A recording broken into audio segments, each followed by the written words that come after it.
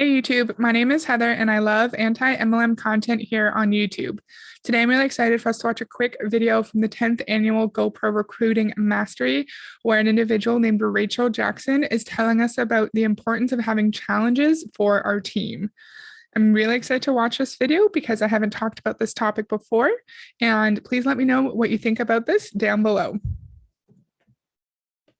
How many of you guys have somebody on your team that gets frustrated, or many people on your team, or even you personally, honestly, you get a little frustrated, you're taking action, but people are blowing you out of the water with results. You're like, I'm planting the seeds, I'm doing the thing, right? Guys, but the truth is, the day you plant your fruit is not the day, or plant your seed is not the day you eat the fruit. So I want to reward those just for I hate the comparison or the connection between prospecting and introducing an individual to your network marketing business and planting seeds. So planting a seed is when you first introduce your prospect to Reachbody. You say, oh my God, I love Shakeology. Do you want Shakeology? And then they say they think about it, right? Eventually, you planting that seed could lead to them buying Shakeology, or it could lead to them joining the business. But what she just said, the day you plant the seed is not the day you eat the fruit. So you can't expect the first time you talk to a prospect to be when they buy the product or join under you as a member of your downline. I hate that. I think it's really creepy and weird.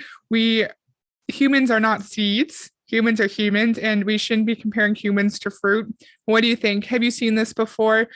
Did this comparison before? I see it a lot in Beachbody, where they're like, you have to sow the harvest, and then you can enjoy the benefits of the harvest, and the person is the harvest, which is really weird, and I don't like that. Let me know what you think. taking action, but ultimately, I really want to reward the results. And that's the goal. If you're going to run a campaign or a challenge with your team, the goal is to get them into work, right? To get them into movement, to get the numbers and the charts actually moving upwards. And so we all An example of a campaign or challenge that was like Jessie Lee Ward's 90-day run with her team in Prove It. And she's going to go in and explain what that means. She was just like, oh, we reward sales or recruitment or the different metrics that they choose. always have grand prizes. So usually it's something like we track sales. We track enrollments, things, it might be like total GV or PV or whatever. And we give away fun things. It might be tickets to convention. It might be tickets to GoPro or the most powerful women in network marketing event here next spring. We might even give away simple things like, cash or an iPad. So that's a wonderful idea if you are Jessie Lee Ward, or presumably this woman who makes lots of money in network marketing, and you have the ability to just throw money around like that.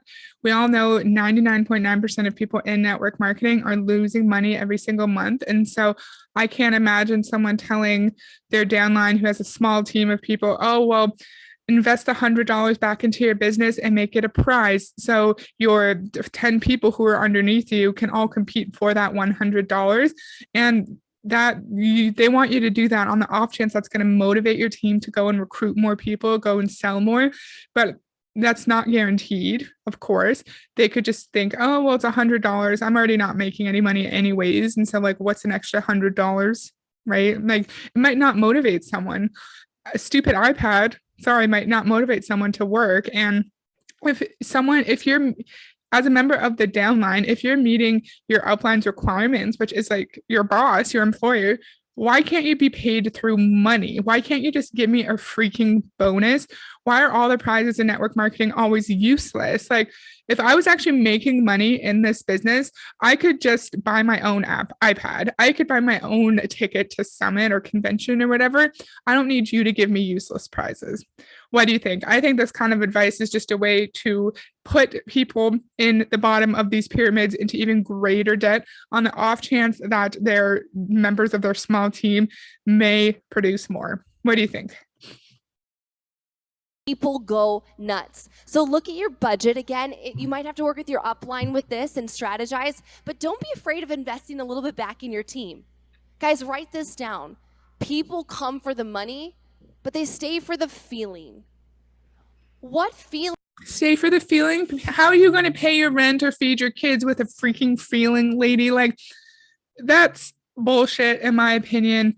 why can't multi-level marketing companies just provide people with cash bonuses when they sell? Why are all these prizes useless garbage, in my opinion? What do you think? Feeling are you giving them building their business on a daily basis? We're all alone in our homes, right? I'm an introvert, so I try not to leave my house as little as possible, right? And so we're building our business behind our keyboards, and it can get a little monotonous. And so to give them something to shoot for, and you know what, guys, another thing, people want to be led. You want to give them something to shoot for. So I think that's a way of keeping people invested into the business and ensuring that if people are going through something mentally, might be questioning the business a little bit, maybe they just did a profit loss statement and they're realizing they're going into debt or only made $10 last month before all of their expenses.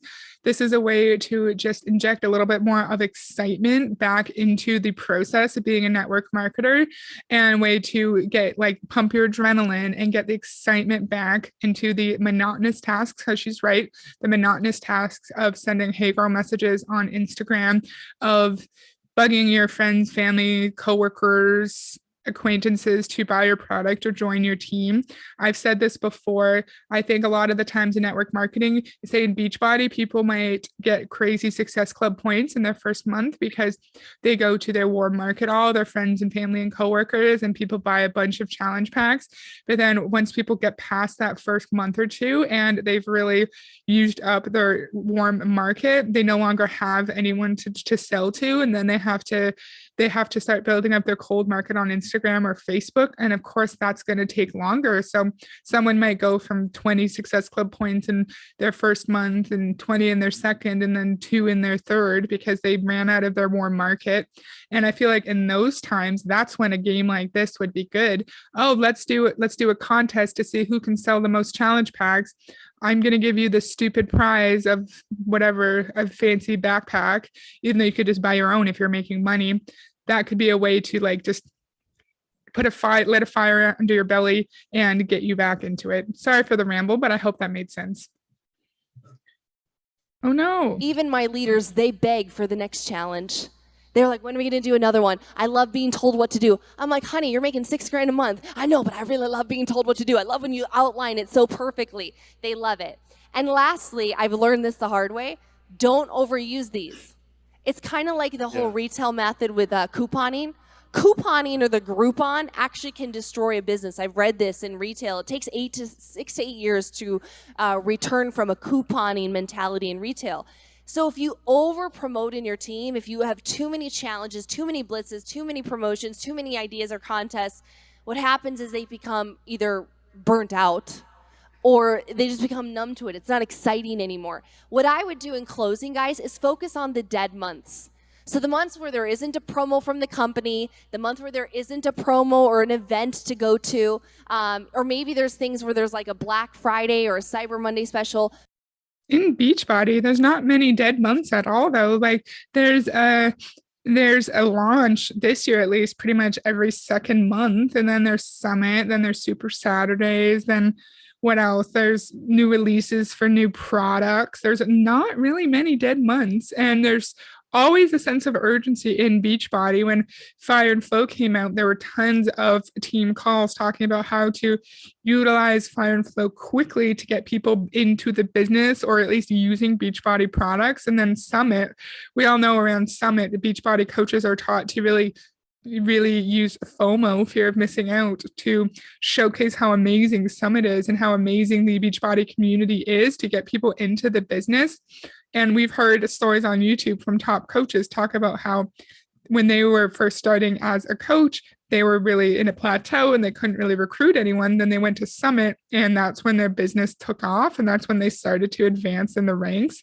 So, sorry, my point is there's not many dead months in Beachbody. And it's interesting how she said people might be immune to it or they might get burnt out from it. I think that's true too, because if there's a contest every single month and you're constantly pushing for some made up goal from your upline, like you're gonna start to be tired. You're gonna start to think like, why can't I just work my business by myself? Why do I need to do it? in this way every single month. And I think an interesting point that she's not going to say if you're a fancy upline and you do utilize these contests and it actually encourages your downline to sell or recruit more people, they're not really going to benefit from it unless they're lucky enough to be at a really high rank.